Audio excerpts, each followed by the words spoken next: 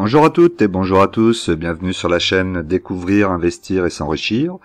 Vous êtes sur la playlist Bourse, mon portefeuille PEA, épisode numéro 81, Investir dans les actions à dividendes. Pour cela, nous utiliserons l'enveloppe fiscale PEA et le courtier en bourse, Bourse Direct, afin de générer des dividendes et ainsi atteindre la liberté financière. N'oubliez pas que si je peux le faire, vous pouvez aussi le faire.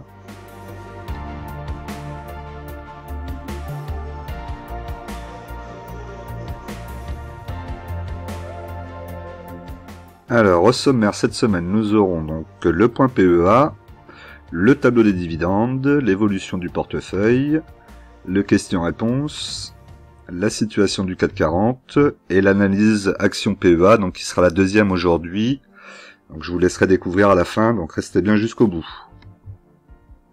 Mais avant tout ça, n'oubliez pas que l'investissement en bourse peut provoquer une perte partielle ou totale de votre capital. Vous ne devez en aucun cas copier ou reproduire mes prises de position. Je ne suis pas un conseiller financier, mais un particulier qui investit en bourse à titre personnel.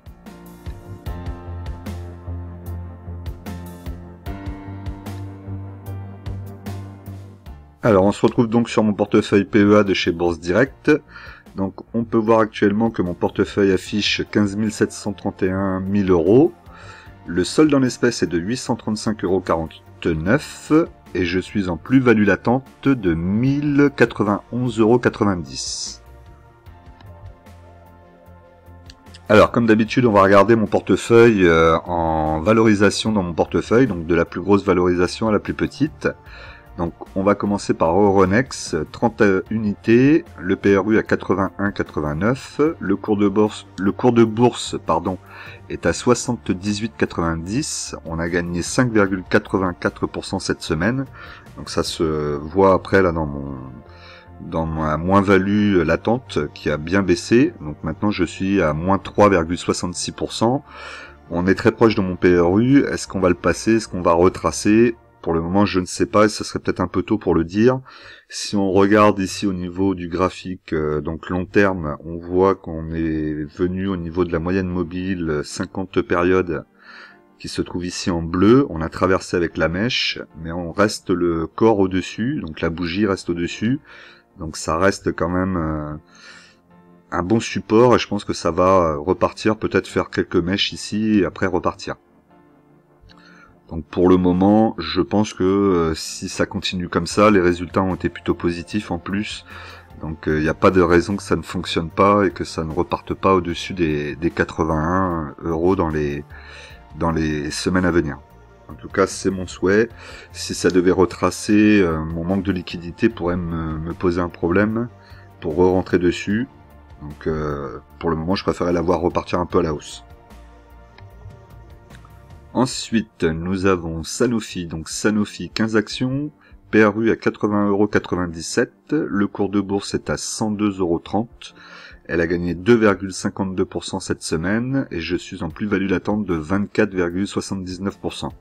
Donc pour le moment, ça reste correct, on voit, hein, elle est ici, elle reste toujours au-dessus de cette résistance pour le moment, donc tant qu'on est au-dessus de cette résistance, tout va bien, et même si elle devait casser cette résistance, elle repasserait ici, on serait entre la résistance rouge et le support ici, ça reste quand même une tendance haussière. Donc pour le moment très positif sur le dossier, il n'y a pas de nuage en vue en tout cas. D'ailleurs on n'en avait pas parlé, mais Sanofi a introduit en bourse une de ses filiales, donc EuroAPI, qui est une filiale donc de Sanofi. Alors j'imagine que vous en avez tous entendu parler. L'introduction s'est plutôt très bien passée, hein, puisque l'action a fait que monter. Là ces derniers jours j'ai pas trop regardé, mais si je vous en parle, c'est parce qu'on va regarder tout à l'heure dans mes dividendes reçus et dans les versements que j'ai reçus. J'ai reçu un versement de un peu moins de 10 € et je pense que ça doit être lié à cette action. Donc on regardera ça tout à l'heure, restez bien jusqu'au bout. Donc on continue. D'ailleurs, dites-moi s'il y en a certains d'entre vous qui ont investi dessus, parce que c'était pas forcément une mauvaise idée pour une fois. Peu d'introductions sont réussies, mais celle-là, ça a l'air plutôt positif. Alors, total, 29 unités, PRU à 32,78, cours de bourse à 51,71. Elle a gagné 1,23% cette semaine, et je suis en plus-value de 57,71% en plus-value latente, hein, toujours, donc ça reste très positif tant qu'on est au-dessus des 50% de plus-value. Je la garde pour du long terme, donc même s'il devait y avoir un retracement, vous savez que j'en profiterai pour racheter. Donc là actuellement on est ici, on a fait une belle mèche, elle reste au-dessus de ces pointillés rouges là qui vont peut-être faire office de support à un moment ou un autre. Après attention avec la crise, le pétrole pourrait aussi chuter rapidement si ça devait perdurer, avec des prix du pétrole très élevés, les gens vont moins se déplacer, donc forcément il y a un moment ou un autre où le prix va baisser parce que la demande sera moins forte. Donc par exemple en récession, si on rentre dans une grosse récession, il est fort possible que c'est ce qui se passe, et à ce moment-là on reviendra peut-être toucher mon PRU. Donc pour le moment je ne touche pas à ma ligne, on attend, on est patient, et puis on attend aussi la transformation de Total dans le renouvelable, qui est de plus en plus accélérée, mais malgré tout ça va prendre quand même quelques années. Danone, 20 unités, PRU à 53,25, cours de bourse à 54,87, elle a perdu 2,31% cette semaine, je reste en plus-value de 3,02%, plus-value latente. Au niveau des news, vous avez peut-être entendu qu'actuellement les États-Unis ont un gros problème d'approvisionnement en lait en poudre, lié à Nestlé et l'usine aussi qu'ils avaient aux États-Unis qui a eu un problème, qui a été obligé de s'arrêter. Et du coup, ils sont en train de passer des commandes chez Danone. Donc Danone pourrait récupérer une partie de ce marché, même si ce n'est que sur un one-shot. Il n'empêche que ça va quand même leur faire du bien et peut-être propulser les chiffres pour le prochain trimestre assez bien, assez haut. Donc je me pose la question de savoir si je vais peut-être pas en reprendre un petit peu. Pour ça, je voudrais quand même que ça rebaisse en dessous de mon PRU, on n'en est pas loin, donc peut-être avec un petit effort en début de semaine. À moins qu'en début de semaine, le marché price l'info comme quoi ils vont vendre leur lait en poudre aux États-Unis. C'est quand même un marché monstrueux, donc ça pourrait être vraiment très intéressant pour eux. Et puis peut-être rentrer sur ce marché encore un peu plus et prendre une part du marché à Nestlé par exemple. Donc il y a un bon coup à jouer pour Danone là. Ensuite, nous avons un Nexity, donc Nexity 34 unités, le PRU à 26,71, cours de bourse à 30 €, elle a gagné 1,69%, et je suis en plus-value de 12,29%.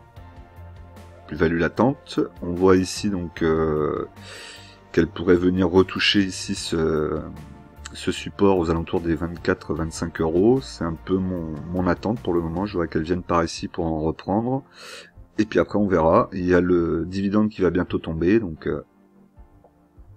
méfiance par rapport à ça. Pas forcément méfiance plutôt, c'est pas ce que je voulais dire, c'est plutôt soit voulez-vous y rentrer maintenant parce que là elle va monter un petit peu jusqu'à temps qu'il y ait le dividende qui soit versé. Généralement, c'est ce que les actions font. Et après, quand le versement du dividende sera donné, là, on est aux alentours de 2 €, je crois, pour le dividende. Il sera retiré au cours de bourse. Donc, du coup, on pourrait se retrouver aux alentours de 24-25 après le dividende. Ce qui va être la semaine prochaine, il me semble.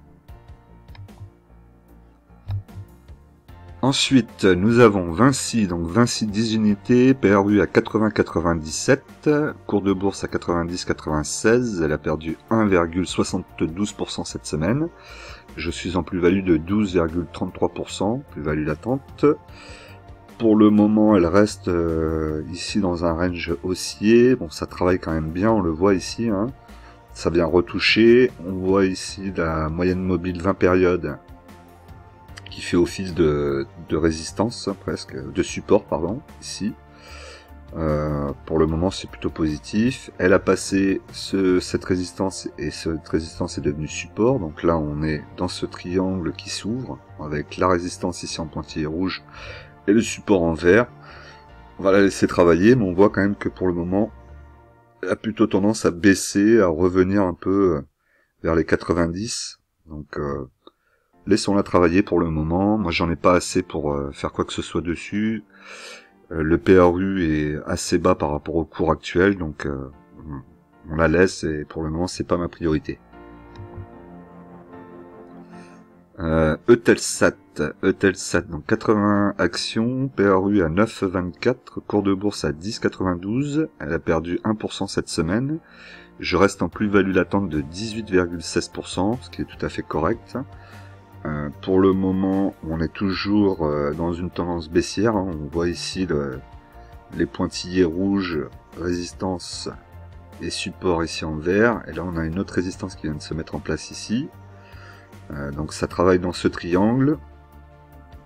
C'est pas forcément très positif pour le moment puisqu'on n'est pas repassé au-dessus de ces moyennes mobiles.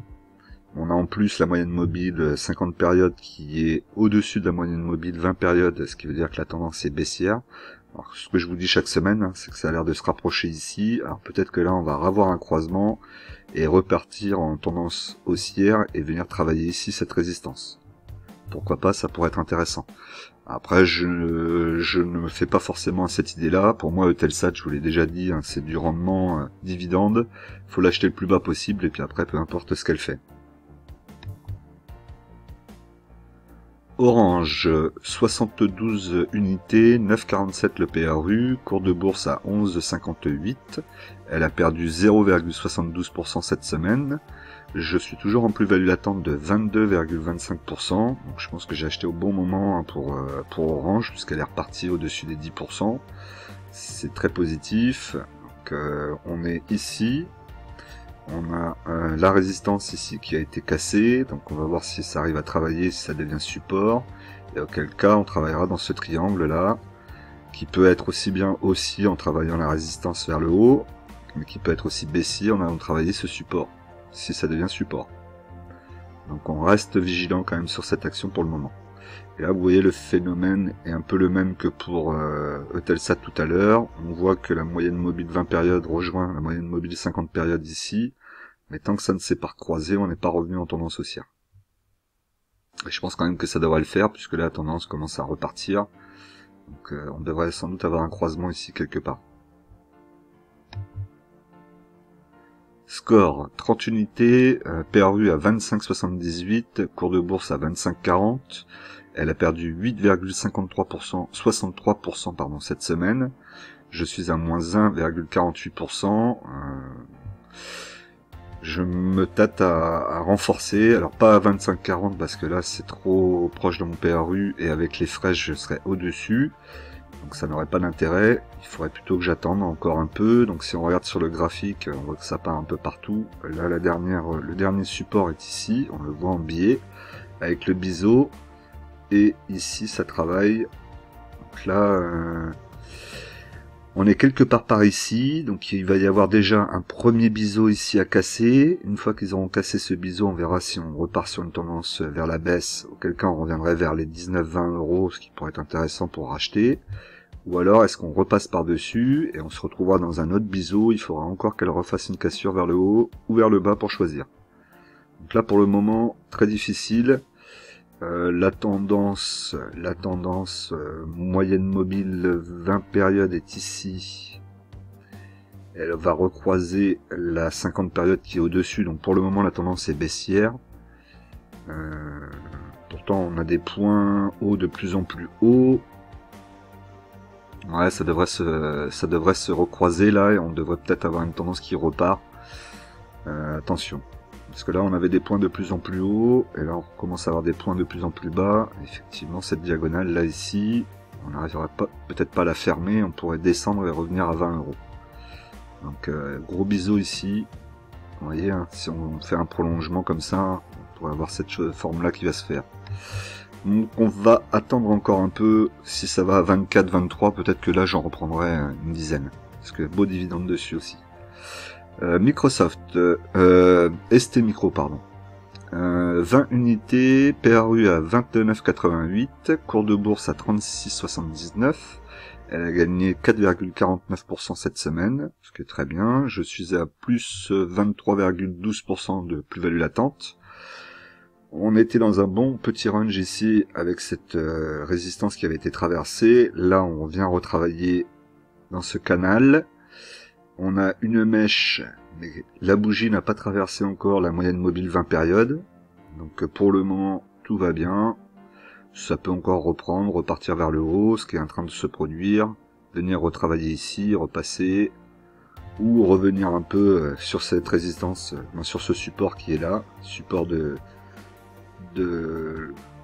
4 ans quasiment. Donc là on le voit, hein. Donc au pire, si ça venait rechercher ici, bah, là moi ce serait l'occasion de reprendre, puisque je serais pas loin de mon PRU. Bon, pour le moment c'est positif. C'est le problème de cette action qui verse un dividende très bas, hein, vous voyez, 0,67%, donc on est plus sur une action de croissance. On est d'ailleurs sur une action de croissance, mais j'en ai pas assez. C'est ça qui va me poser problème, donc il faudrait que je fasse grossir la ligne à un moment ou un autre. Ensuite, Alstom, donc Alstom 30 unités, PRU à 29,46, cours de bourse à 25,96, elle a gagné 2,97% cette semaine, je suis en moins-value de 18,67%, mais enfin, je suis passé en dessous des 20% de moins-value. Donc ça reste quand même positif, on voit que ça vient travailler, on a une petite mèche. Je suis sûr qu'il y a un moment ou un autre, elle va réussir à sortir et à retravailler. Et il faudrait que j'arrive à en reprendre là pour faire baisser un peu mon PRU. Mais j'ai un peu le même problème avec ST Micro, un PRU qui est assez bas. Donc mettre de l'argent dessus, c'est de me dire que je la laisse dessus pour 3-4 ans, avec l'idée qu'elle pourrait augmenter dans les années à venir. Les résultats sont plutôt bons. Mis à part la problématique de Bombardier, hein, que je vous dis régulièrement, mais ça vous le savez depuis le temps, je pense. Donc voilà, je sais pas quoi faire. Je vais pas renforcer à 23, ça me paraît trop élevé. Mais aux alentours de 20, il va falloir que je le fasse la prochaine fois, que j'en reprenne encore une dizaine ou une vingtaine. Parce que je suis assez confiant sur cette action sur très long terme. Dites-moi d'ailleurs dans les commentaires ce que vous en pensez, hein. Vous voyez, chaque semaine pratiquement, j'ai un retweet à vous mettre concernant Alstom, et c'est pour ça aussi que je me dis qu'il n'y a pas de raison qu'elle devrait réussir à sortir son épingle du jeu. Alors je vous l'ai déjà dit, elle est dans la mobilité, ce qui va être l'avenir de demain, mobilité verte, train électrique, je crois qu'il commence aussi à faire du train à hydrogène. Donc voilà, que des bonnes news. Ils enchaînent les contrats. Souvent c'est des contrats où ils font l'installation, mais ils gèrent aussi l'installation derrière. Ils font la maintenance. Donc c'est toujours intéressant. Et du coup ça leur fait des rendements. Ça leur fait des sources de revenus chaque année avec des contrats très longs. Ils ont pris là dernièrement des contrats de 15 ans, de 20 ans, et c'est pour ça que je vous dis qu'il n'y a vraiment pas de raison que cette entreprise n'arrive pas à ressortir dans quelques années avec des bilans positifs et de bons fondamentaux. Voilà. Après, ce qu'il faut, c'est qu'il y ait une bonne direction, et j'ai l'impression que pour le moment, la direction s'en sort plutôt pas mal. Alors, comme d'habitude, je vous rappelle que vous pouvez soutenir ma chaîne pour 1,99 €. Pour ça, il suffit juste d'aller sur ma chaîne, ici sur la page, et d'appuyer sur le bouton rejoindre, et ensuite activer, et vous aurez un prélèvement tous les mois d'1,99 €, sachant que vous pouvez l'arrêter à tout moment, donc ne vous inquiétez pas là-dessus, il n'y a pas d'obligation de rester pendant 10 ans, vous pouvez l'arrêter d'un mois à l'autre. Vous aurez la possibilité du coup de me demander une vidéo exclusive pour vous, donc ça sera une vidéo d'analyse ou ce que vous voulez, je la ferai pour vous. Elle sera disponible à tous les membres de la communauté qui auront souscrit à cette forme.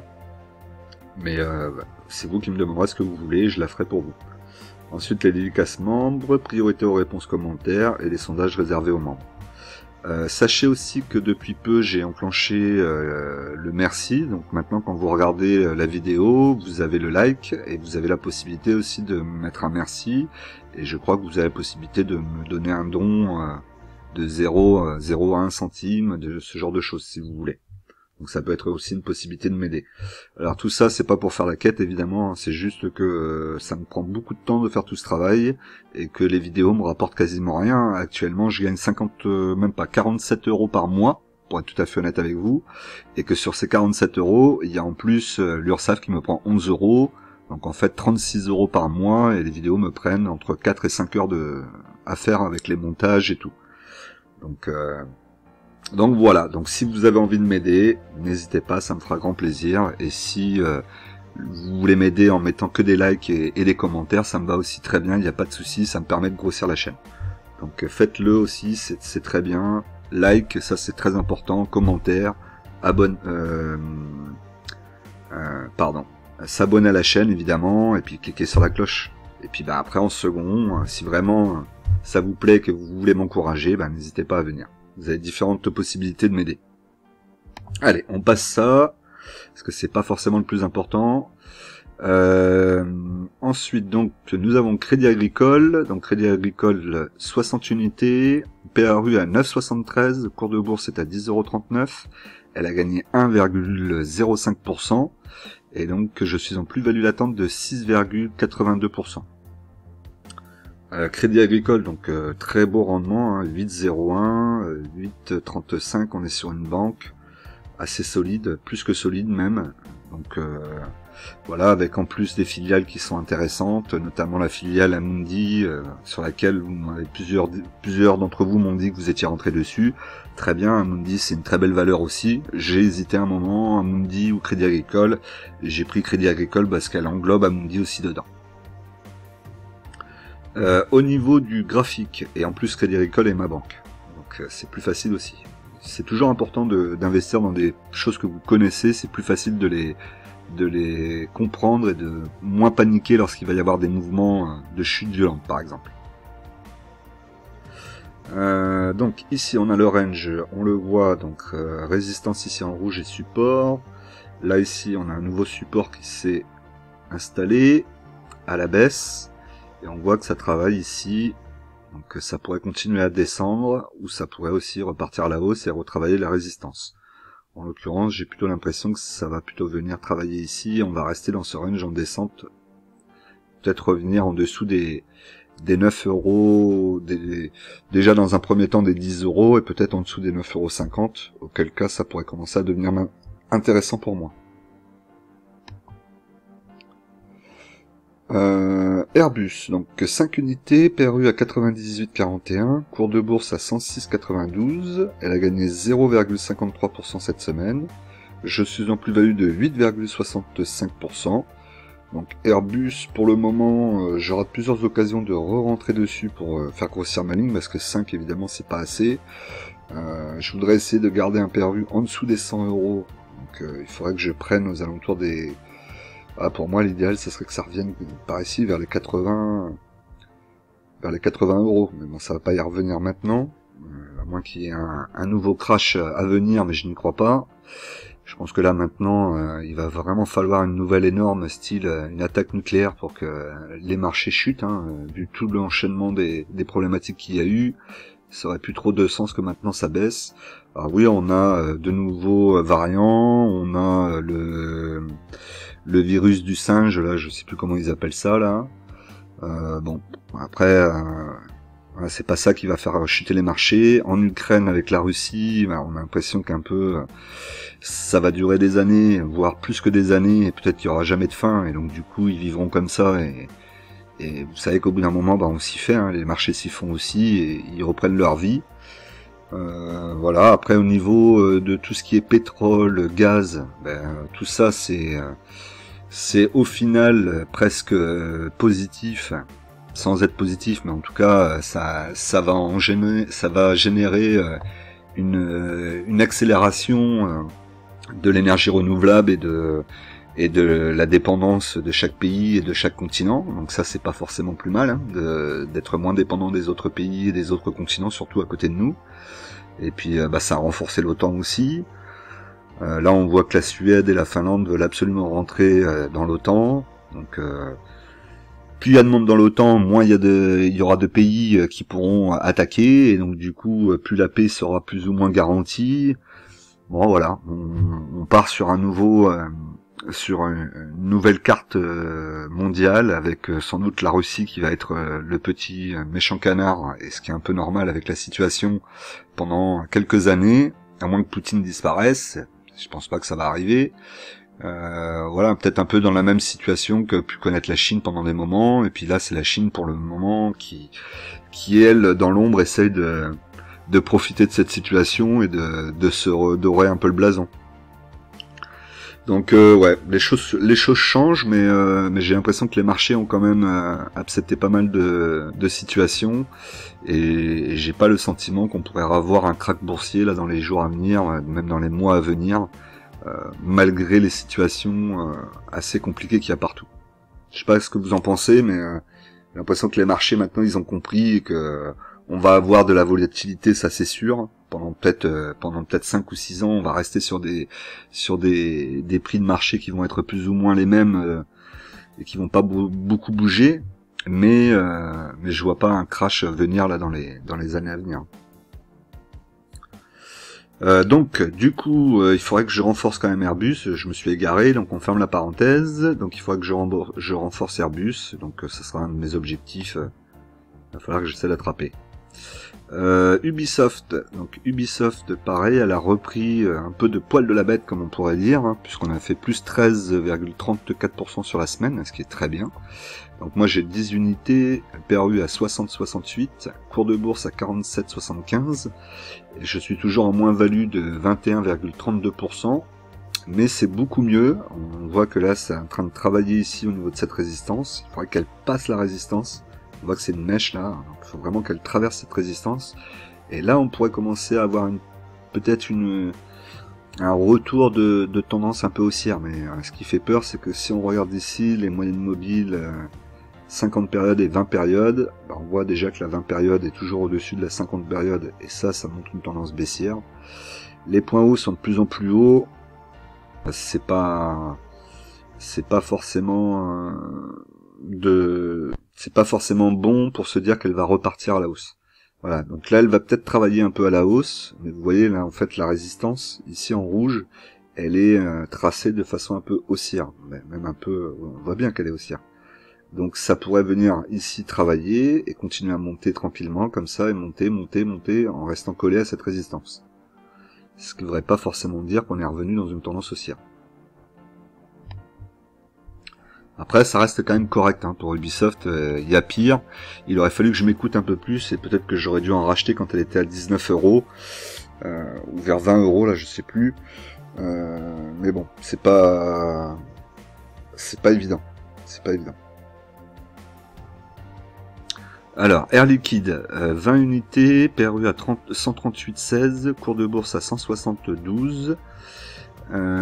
Elle a perdu 1,40% cette semaine, je suis en plus-value de 15,89%, donc pour le moment Air Liquide je n'y touche pas, sa tendance est toujours haussière, ça reste propre, mais le cours est beaucoup trop élevé, donc là je n'en reprendrai pas. On va attendre.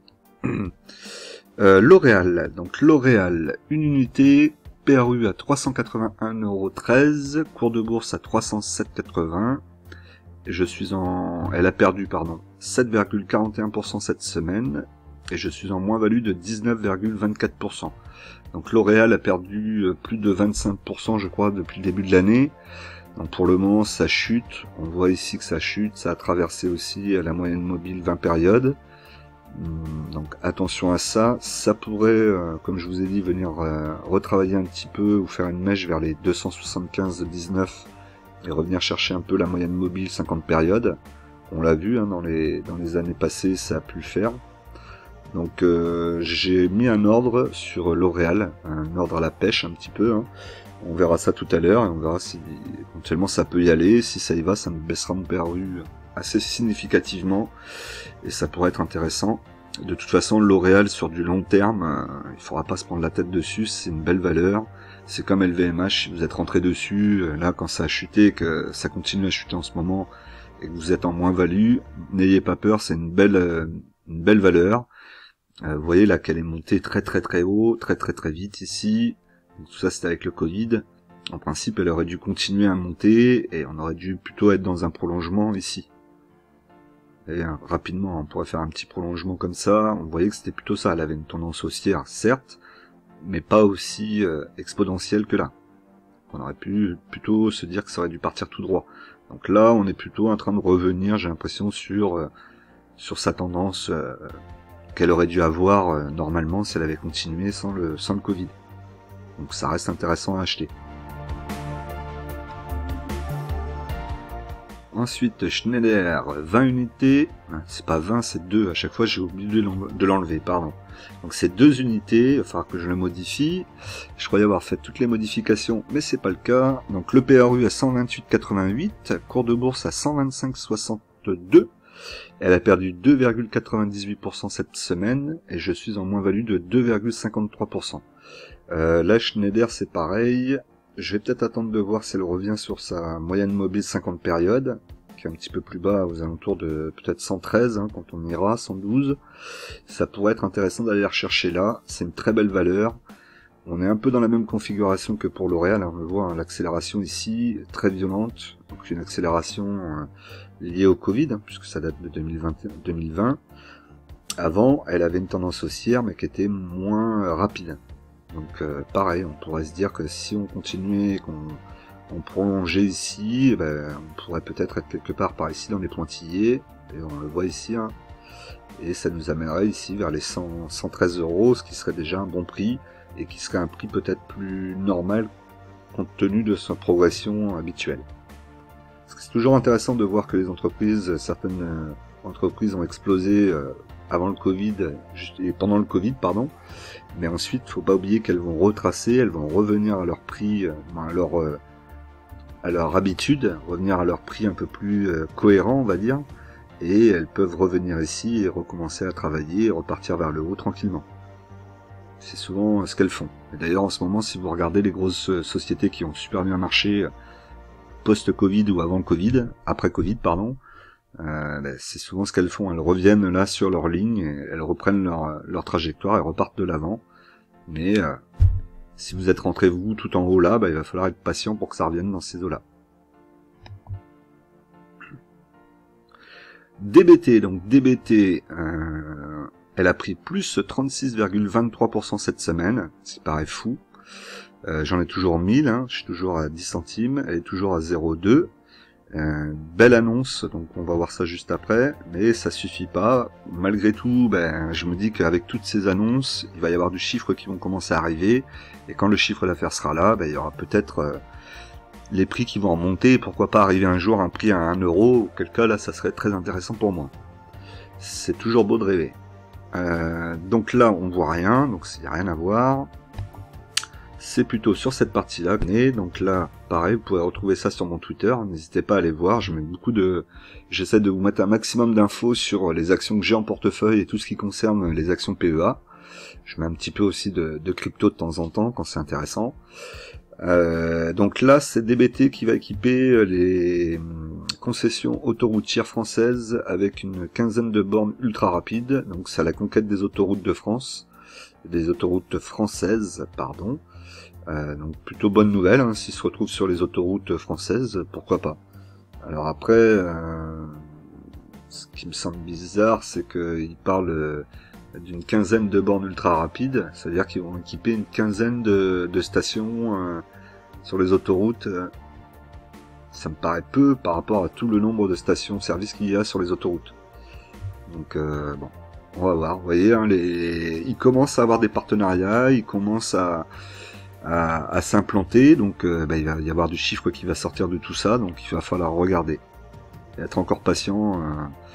DBT, il va falloir être patient encore 2-3 ans, je pense, mais on va la voir évoluer, là l'année prochaine, il faut qu'elle évolue. Si elle n'a pas évolué, qu'elle n'a pas augmenté un peu ses chiffres, ça va pas être bon, parce que c'est maintenant que ça se joue, c'est pas demain.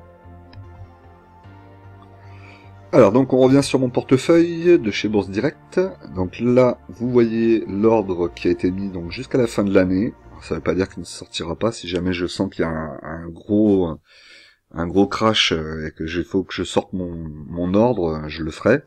Mais pour le moment j'ai mis un ordre d'achat qui devrait tenir au moins, je pense, sans doute jusqu'à l'été. S'il est pas pris avant, évidemment, à 282 € sur L'Oréal, ce qui va être un très bon prix pour moi, qui va me ramener mon PRU aux alentours de 335 €. Ce sera un peu plus sympa au niveau du PRU. Comme je vous ai dit, c'est une belle valeur long terme. Faut pas se prendre la tête sur les entreprises de luxe, pas les acheter trop haut non plus. Hein. Là, j'ai été un peu trop haut malheureusement. Si vous n'êtes pas rentré dessus, que ça vous intéresse et que vous voulez construire votre ligne, tout en sachant que souvent on entend les entreprises de luxe, faut les rentrer quand il y a des crashs. Pourquoi pas, mais ça peut être aussi l'occasion de rentrer actuellement dessus, puisque là elles ont des retracements assez importants, de plus de 25 ou 30% pour certaines. Rentrer dessus, c'est des valeurs sûres, à 30% de baisse. Vous allez, même si vous êtes en moins-value pendant quelques temps, vous ne serez pas éternellement. Vous vous doutez bien que le luxe, ça marchera toujours de toute façon. Ça a toujours marché, ça marchera toujours. Il y aura toujours des gens très riches pour pouvoir les acheter et ça fonctionnera toujours. Et eux, ils ont moins ce côté prix. Alors L'Oréal peut-être un peu moins, mais LVMH, ce genre d'entreprise, de société, s'ils devaient augmenter demain leur sac à main ou je ne sais quel vêtement de luxe de 200 ou 300 ou 1000 euros, les clients ne le verraient même pas. Il y en a pour la plupart. Il me semble avoir entendu, et je crois que c'est le cas, hein, quand vous allez dans des boutiques très très haut de gamme, très luxe, Chanel ou des choses comme ça, par exemple, vous n'avez pas de prix sur les vêtements. Vous regardez pas l'étiquette. Donc voilà, à partir de là, ça veut dire que ils peuvent faire des augmentations, même s'il y avait de l'inflation ou quoi que ce soit. Et donc pour eux, ça reste toujours bénéfique. Schneider Electric, 2 unités. Donc vous voyez que c'est bien 2, hein, c'est pas 20. C'est pour ça que j'en reparle. Ici, il va falloir vraiment que je le modifie. Voilà donc pour ce qui était de mon portefeuille PEA. On va continuer en regardant la répartition par action.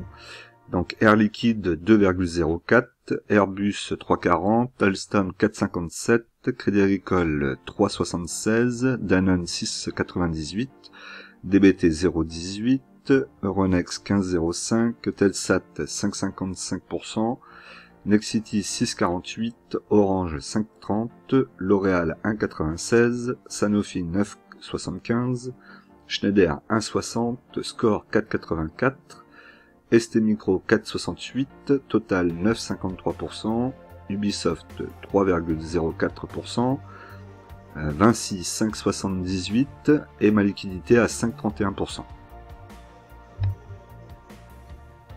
Pour la répartition, donc on a toujours forcément secteur financier, pas d'achat, donc ça reste un peu comme vous l'avez vu la semaine dernière, secteur financier, la technologie, valeur industrielle. Ensuite, nous avons la santé, l'énergie, la consommation non cyclique, immobilier et on termine par les matériaux de base.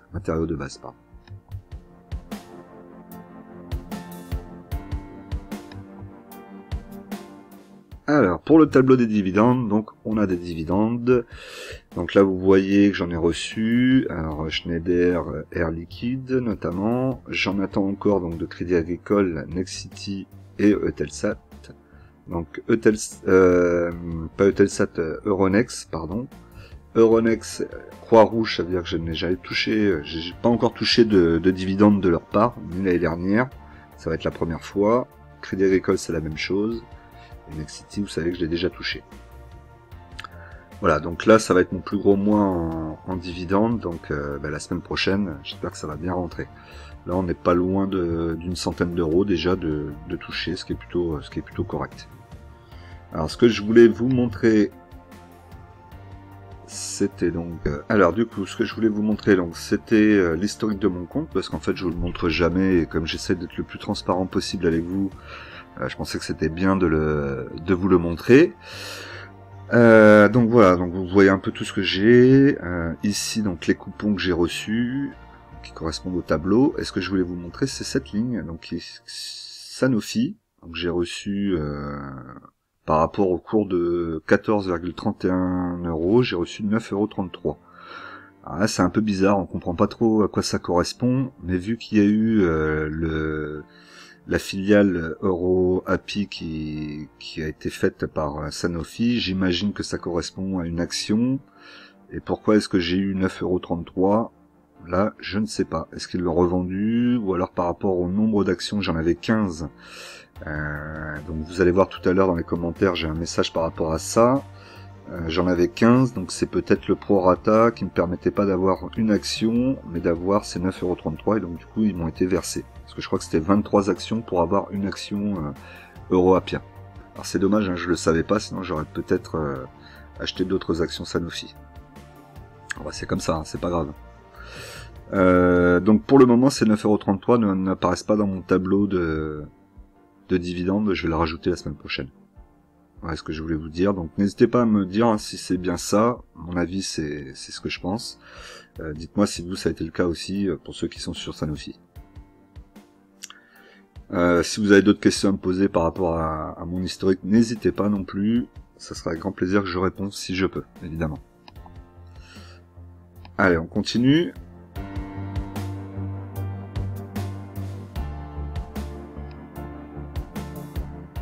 Alors, mon portefeuille est en moins-value de moins 1,08%, soit une perte de 169,89 €. Et ce qui veut dire que j'ai quand même gagné 0,96% par rapport à la semaine dernière, soit 150,45 €. Donc là, on voit que je m'approche d'un portefeuille à zéro, voire d'être en plus-value, alors que le CAC 40 est toujours, lui, en négatif. Donc je suis plutôt content de mon portefeuille, de la tenue de mon portefeuille, mais vous voyez aussi que je fais pas grand chose sur le portefeuille en ce moment. Je trouve qu'il n'y a pas beaucoup d'opportunités, la liquidité me manque un petit peu, donc je reste à l'affût, en attente, et ça me réussit aussi bien de faire ça. Pas toujours que acheter, vendre, acheter, vendre.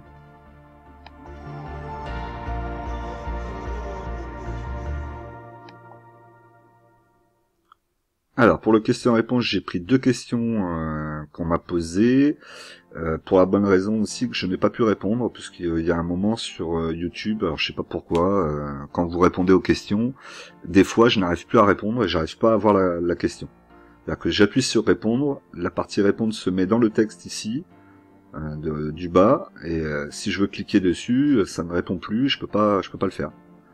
Donc c'est ennuyeux, ça arrive de temps en temps, ça me le fait. Donc là ça l'a fait 2 fois sur ces 2 personnes, et comme c'était un peu intéressant, c'était intéressant aussi ce qu'ils mettaient, ben je me suis dit bon on va le mettre et on va en discuter. On va essayer d'être rapide quand même, parce que la vidéo est assez longue. Alors le haut ça c'est pas le plus important, on va mettre ici. Donc là c'est par rapport aux actions, donc je suis actionnaire Sanofi, détacher le branche, donc c'est EuroApia, ce que je vous avais dit pour une introduction en bourse. Tous les actionnaires ayant au moins 25 actions Sanofi avaient une action EuroApia gratuite, 12 € le cours d'intro. Donc à mon avis c'est ça, c'est que moi j'avais 15 actions, donc j'ai touché au prorata, ça me faisait 9,33 €. Voilà, donc là c'était intéressant pour ceux qui l'ont fait. Et là ici je lui demandais donc si l'action était intéressante ou pas, et donc il me dit qu'elle était cotée sur le SBF 120, et il me dit que effectivement c'est rare qu'il y ait des introductions qui se passent bien, mais que là ça a l'air d'être une belle introduction. Et effectivement je te confirme Damien, c'est bien une belle introduction, ça se passe bien pour le moment. J'ai pas été regardé là dernièrement hein, sur cette fin de semaine, mais depuis qu'elle a été introduite en bourse, elle est bien montée. Donc c'était une belle occasion. Il y en a peu, donc c'est bien de le dire. Dites-moi vous dans vos commentaires hein, d'ailleurs. Ensuite ici, donc c'est par rapport à Fred qui me dit qu'il a commencé un PEA avec 3000 € il y a un mois et qu'il a investi 2000 sur Stellantis, Amundi, Crédit Agricole, Nexity et Katana Group, et qu'il lui reste 1000 € pour renforcer Crédit Agricole, dividende de 1,05, donc 10% de rendement, ou ouvrir une ou deux autres lignes long terme comme ST Micro ou Total Energy ou Rubis. Voilà, donc moi je lui ai dit que c'était pas forcément la meilleure des idées. Je pense que quand tu te restes que 1000 €, que tu as déjà mis 3000 €, garde-les pour toi les 1000 €, garde-les pas pour toi mais garde-les sur ton PEA et attends de voir des opportunités.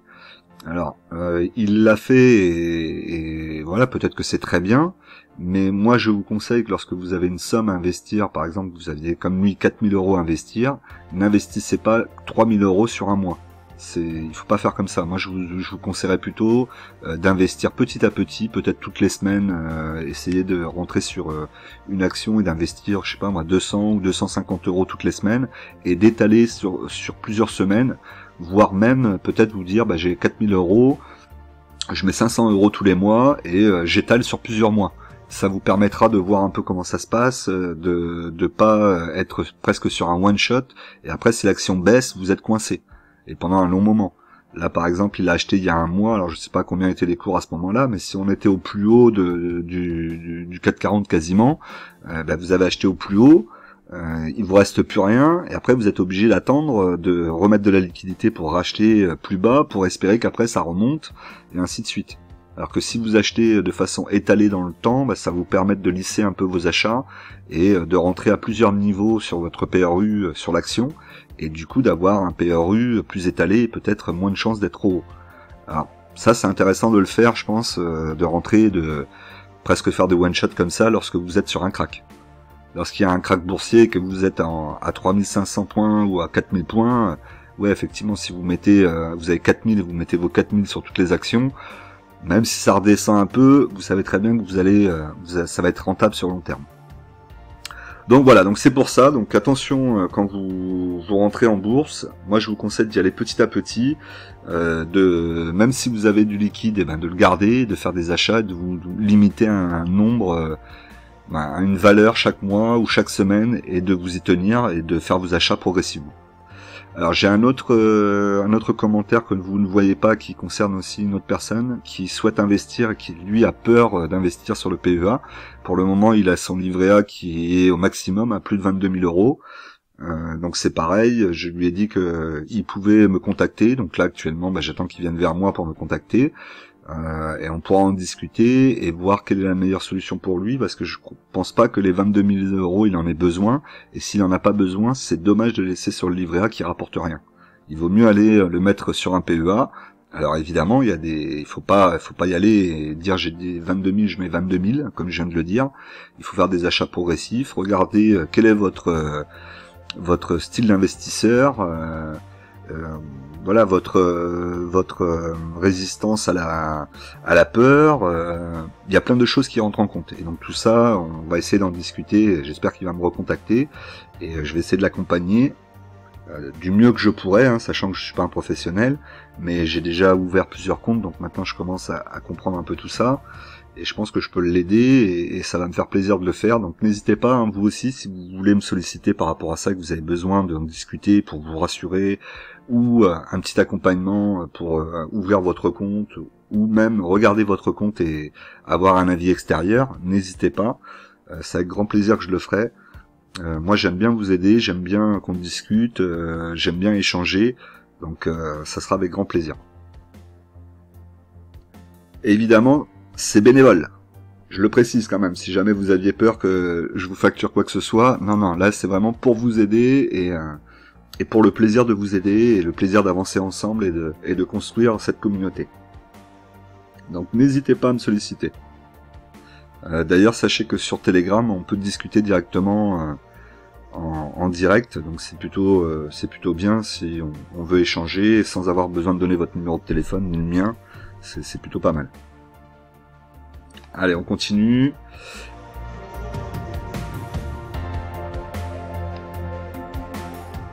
Alors, la situation du CAC 40, donc la performance du CAC 40 depuis le début de l'année est de moins 12,13%, soit 6285,24 points. Donc les scénarios n'ont pas encore changé, on est toujours sur le même scénario. À la hausse, il faudrait passer les 6535, et à la baisse, il faudrait aller en dessous des 6062 points.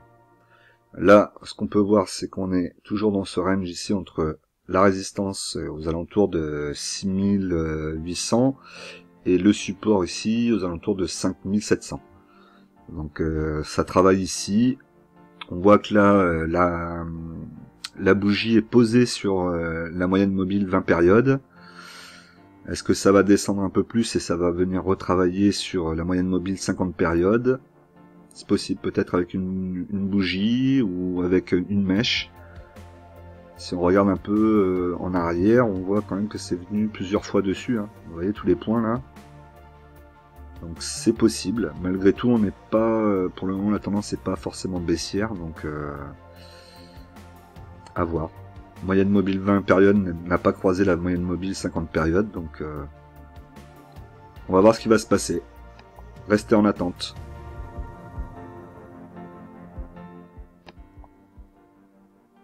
Alors, donc pour le portefeuille PEA, donc PEA PME, donc la deuxième entreprise que nous devions voir ensemble, donc c'est Carbio.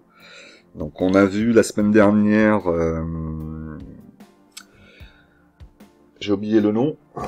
Oh, mince, excusez-moi. On a vu la semaine dernière, on a vu Calré, pardon, la semaine dernière. Donc là, on a Carbio, et ensuite il nous restera Bastide à voir la semaine prochaine, et on aura fait les trois actions, et on verra après, en quatrième semaine, quelle est l'action qu'on va rentrer sur le portefeuille PEA, PME.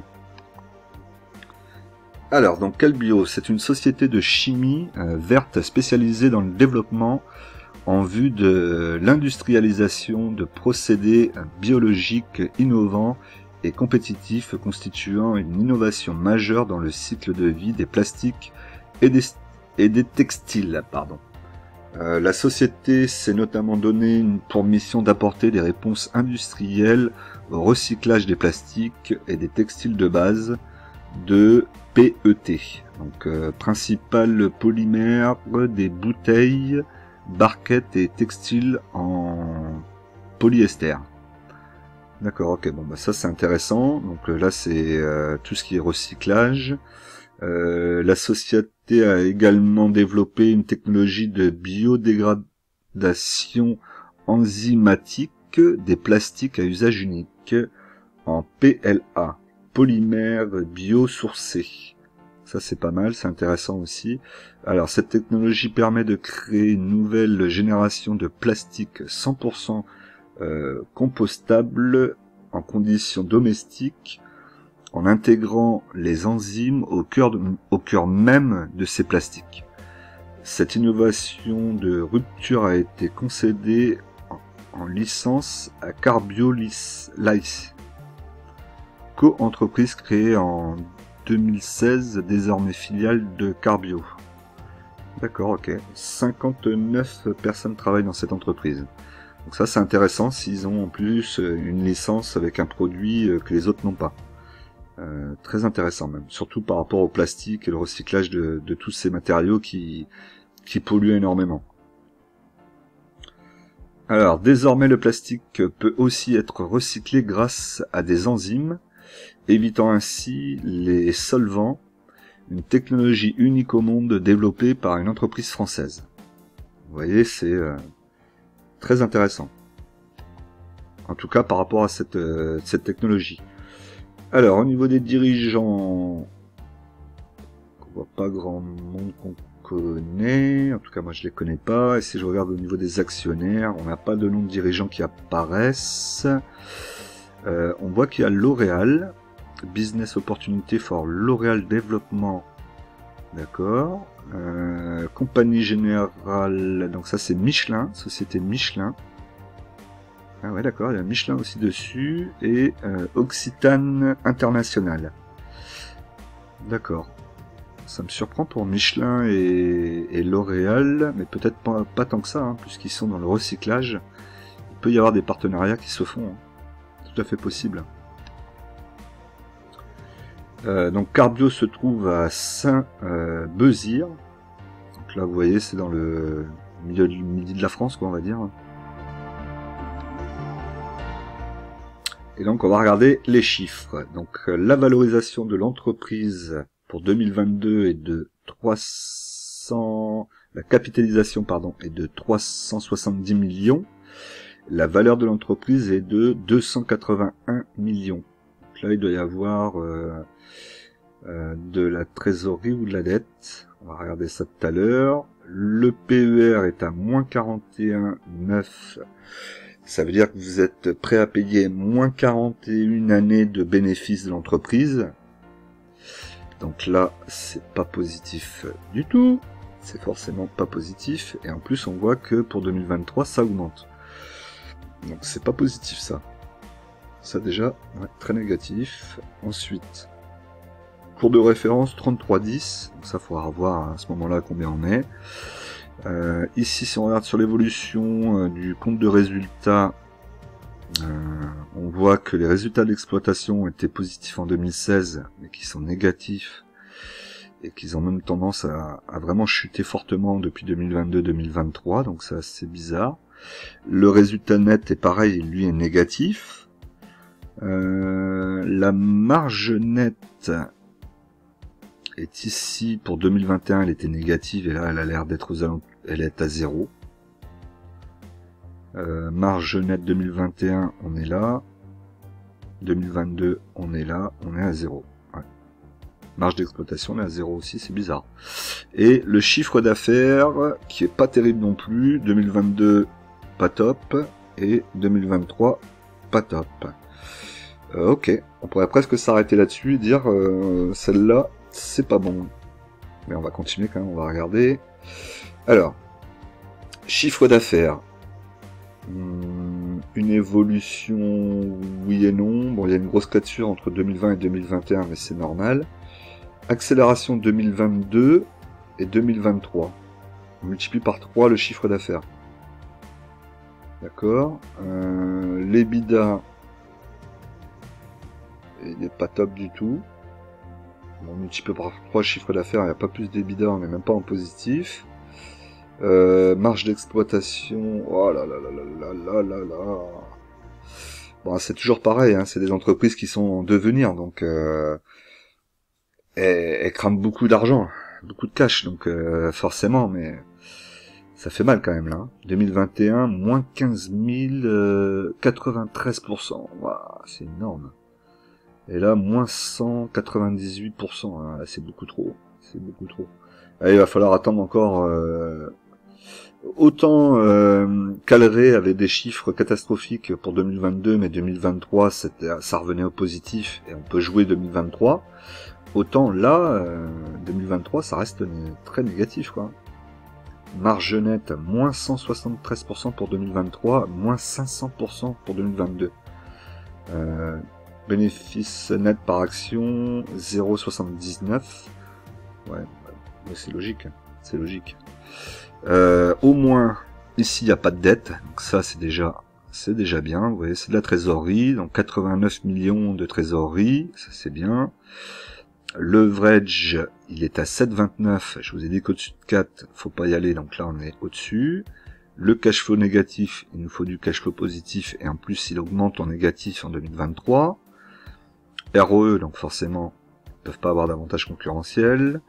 Les capitaux propres couvrent la dette. Bon, il n'y a pas de dette, mais les capitaux propres sont là. J'essaie de vous trouver quelque chose de positif pour le moment, mais j'en trouve pas. Hein. Le CAPEX, ouais, bah oui, voilà, le CAPEX, forcément, vous voyez que ça investit énormément. 800%, 250% d'investissement. Et non, c'est pas top. Hein. Situation du bilan, donc là, trésorerie dette. Donc là, on voit que la trésorerie la gère bien. Ça, c'est quand même positif. Mais l'EBITDA n'existe pas. Le chiffre d'affaires, regardez, il est là. Ouais, bah, ils investissent énormément, donc ils investissent, ils en sont. Là, on est vraiment sur un business où il faut pas croire au business parce que le business m'a l'air très intéressant. Ça, j'en doute pas. Mais plutôt croire en l'entreprise et à son avenir. Et ça, c'est plus compliqué dans un contexte. Hein. Alors, je vous ai mis en journalier ici pour qu'on puisse voir un petit peu où est-ce qu'elle est. Donc là, actuellement, on voit qu'elle est entre 34,78 et 30,80. On est à 33,24, pardon. Ici, bah, il faut la laisser travailler là, elle va revenir ici, ça m'étonnerait pas qu'elle revienne sur le support ici à 30,80 éventuellement. Mais même à 30,80, ça me paraît beaucoup trop cher de l'acheter, hein. Je vous le dis tout de suite, vu les fondamentaux qui sont horribles, si vous voulez rentrer là-dessus pour du très long terme, rentrez beaucoup plus bas, là il faut essayer d'attendre, vraiment il faut être patient, peut-être à 27 euros peut-être déjà pour une première entrée. Et vraiment, si vraiment vous êtes vraiment sûr sur l'entreprise, hein. Moi perso, j'irai pas.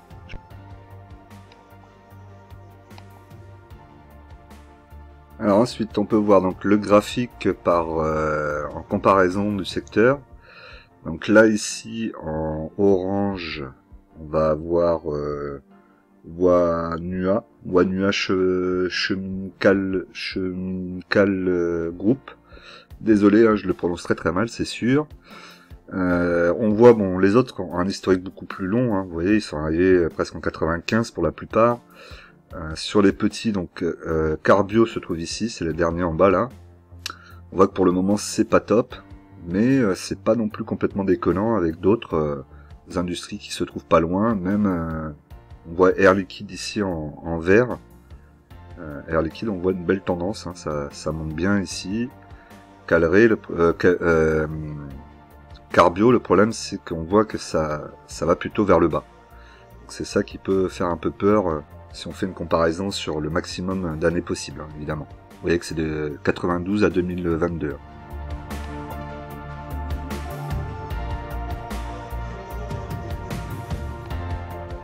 Alors pour les points forts, on va avoir donc la croissance attendue pour les prochains exercices sont un point fort. La situation financière de la société apparaît excellente, ce qui lui confère une importante capacité d'investissement.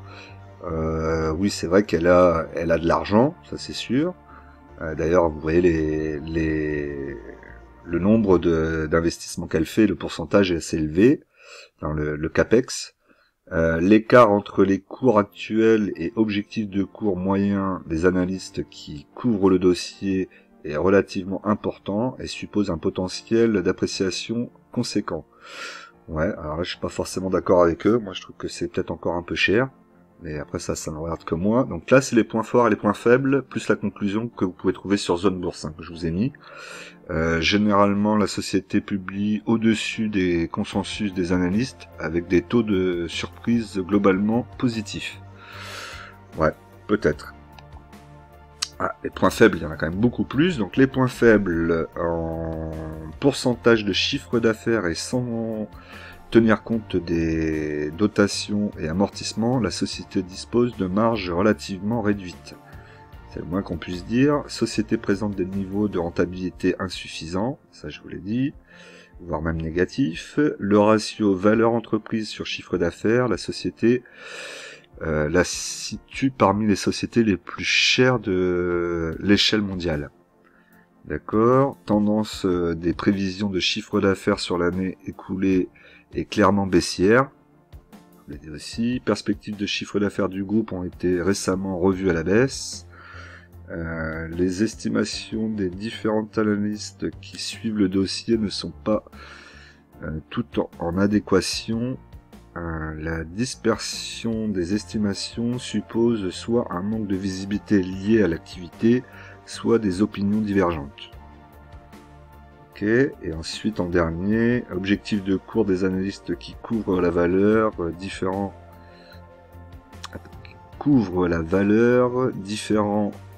de manière importante,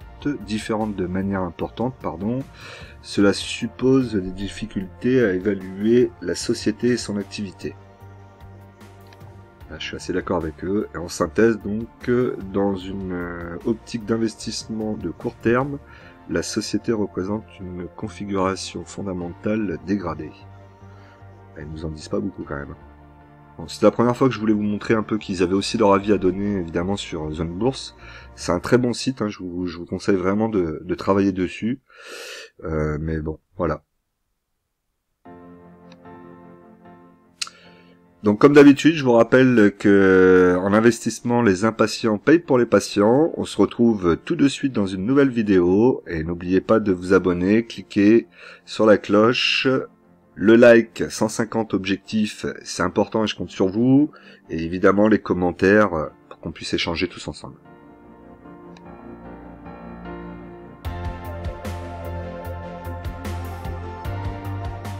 J'oublie.